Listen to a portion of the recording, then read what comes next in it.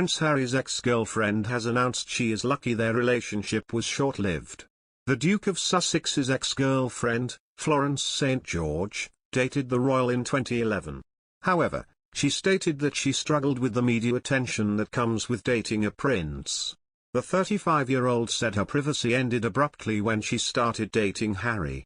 Mrs. St. George told how she struggled to cope with the lifestyle of being in a relationship with a royal.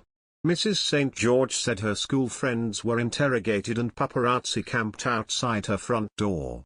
The former girlfriend of Harry married multi-millionaire Henry St. George in 2014. In an interview, she said, "I take my hat off to those people who can cope with that lifestyle. However, I knew I couldn't. Although it was sad at the time, I feel lucky that the relationship was short-lived." The mother of two said her famous boyfriends have triggered periods of anxiety. She said she has lived with this anxiety since my teens. Mrs. St. George said she turned to pottery as a means of calming her anxiety. She claims to have struggled with postnatal depression. The news comes after a royal expert told that Prince Harry is clearly a lot happier in the US. While St. George did not mention Harry by name, she shared she has respect for anyone who lives under a microscope. Still, St. George revealed the high-profile relationship left her with a total fear for the camera and anxiety. The former model said her career also contributed to constant worries about her reputation.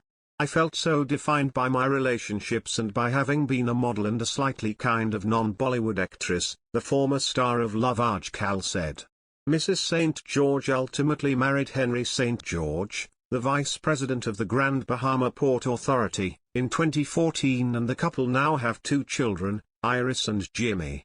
Another of Prince Harry's high-profile relationships was with Zimbabwean lawyer Chelsea Davy, whom the Duke had known since his school days. However, she also ended their romance after realizing she wasn't cut out for royal life, with the realization reportedly coming after she watched the Duke and Duchess of Cambridge tie the knot in 2011. Royal biographer Robert Lacey explains in his book Battle of Brothers that shortly after the wedding, where Harry had been his brother's best man, Chelsea finally ended their long romance. He writes, "In 2011, after more comings and goings, she finally decided to go, and it was, ironically, Kate and William's grand and glorious wedding that spring that did it for her." According to a friend, she told Harry that she could never make the sacrifices she had witnessed Kate making, particularly when it came to molding her life around the unremitting attention of the press. It wasn't just Chelsea who decided against royal life, his next girlfriend Cressida Bonas did too. The Burberry model met Harry in 2012 and the pair dated on and off until 2014. Mr. Lacey added, "A rising actress, Cressida did not enjoy the critical remarks that she could hear people making behind her back when she walked down the street in London. She felt that the fame of her relationship put her in a box." Harry and Meghan moved to California in March 2020. In a recent interview with US television host Ellen DeGeneres, the Duchess of Sussex revealed her plans for Thanksgiving with her family.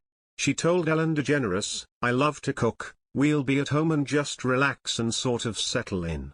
It's our second Thanksgiving at home in California. So it will be nice." However, Meghan Markle accused to have a secret controlling gesture she uses on Prince Harry. When Prince Harry and Meghan attend events, a video showed the couple talking with attendees at the event. Meghan placed her hand on Harry's shoulder. Some people interpreted it as a subtle PDA moment, but other royal fans thought she was giving him a signal. Fans debated the video on Twitter, with some finding the gesture controlling. Other fans didn't think it was intended to be rude, rather a way for Meghan to signal a move to the next person.